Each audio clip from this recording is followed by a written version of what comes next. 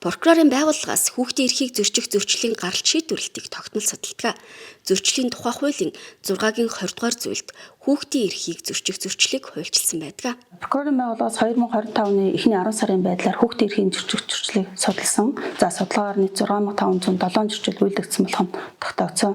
За нийт үйлдэгдсэн зөрчлийн 96.5% нь буюу 6285 нь хүүхдийн бие махбодод халдсан, үл хайхарсан, хүүхдийн дэргэд архитан согтоорсон, мансуурсан зөрчил үйлдэж байна. За мөн хүүхдийн тэтгэлэг төлөгч шүүхийн шийдвэрийг сар бүр төлөөлөх хүүхдийн тэтгэмжийг 3 сараас дээш хугацаанд төлөөгүй 100 зөрчил үйлдэгдэжээ. Мөн хүүхдийг өөрт ашигтай байдал бий болгох зорилгоор хууль бусаар хүүхдийн нэрийг барьж ашиг олох, эсвэл амнаас эрүүл мэнд, нэр хүндэд нь харшлах, аюул учруулах, тоглоом, наадам, чагсаал цуглаан, бусад арга хэмжээнд оролцуулсан 31, асран хамгаалах, тэгжээн тэтгэх үүргээ биелүүлээгүй 28, боловсролын сургалтын байгууллагын дотуур байр, өдөр өнжүүлэх төв, асрамж халамжийн төв, хүүхэд хамгааллын төв болон хүүхдэд үйлчилгээ үзүүлэх чиглэлээр үйл ажиллагаа явуулж байгаа бусад байгууллага нь хүүхдэд аюулгүй ээлтэй орчин бүрдүүлэх үүргээ биелүүлээгүйгээс хүүхдийн эрх зөрчигдсөн 19, бусад зөрчил 44 бүртгэгджээ.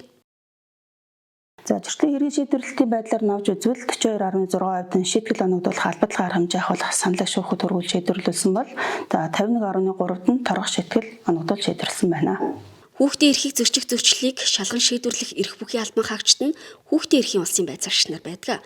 Монгол Улсын засгийн газраас 16 мянган хүүхэд бүрд нэг улсын байцаагч ажилуулахаар хууль тогтоомжинд тусгасан байна.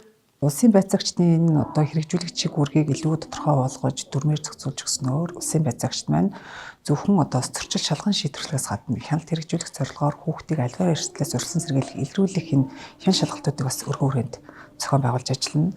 За мөн дээрэс нь улсын байцаагчд маань хууль тогтоомжийг сурталчлах, бусад байгууллагуудтай хамтран ажиллах, хүүхдийн мөнгөнд тэтгэмжид бас өргөдөл гомдлыг шийдвэрлэх гэх мэт олон юм чиг үүргүүдийг хэрэгжүүлэн за хүүхд хамгааллын тухай хуулийн захиргааны хяналтыг мөн тавих чиг үүрэгтэй их өргөн хүрээнд ингэж ажиллана. За үүний үр дүнд юу ямар үр дүн бид нар хүлээж байна гэхээр улсын байцаагчид ялангуяа урьдчилан сэргийлэх шалгалтуудыг хийх, за тухайн хуулийн этгээдэд зөвлөмж мэдээллүүдийг хүргэх, хууль тогтоомжийн хэрэгжилтийг хангуулах, эрсдэл өртсөн тохиолдолд тухайн үүрэг хүлээсэн албаагч маань хүүхдэд энэ үйлчилгээгээ бүрэн дүүрэн хуулийн дагуу үзүүлж байна уу гэдэг дээр бас хяналтаа тавиад ингээд зохих шаардлагуудаа хүргээд ингээд ажиллана. Прокурорын байгууллагаас хүүхдийн эрхийн улсын байцаагч нарт зөрчлийн тухай хууль тогтоомжийг хэрэгжүүлэхэд анхаарах асуудал зөрчлийн бүртгэл мэдээллийн нэгдсэн санд хэрхэн бүртгэх талаар сургалт хийлээ.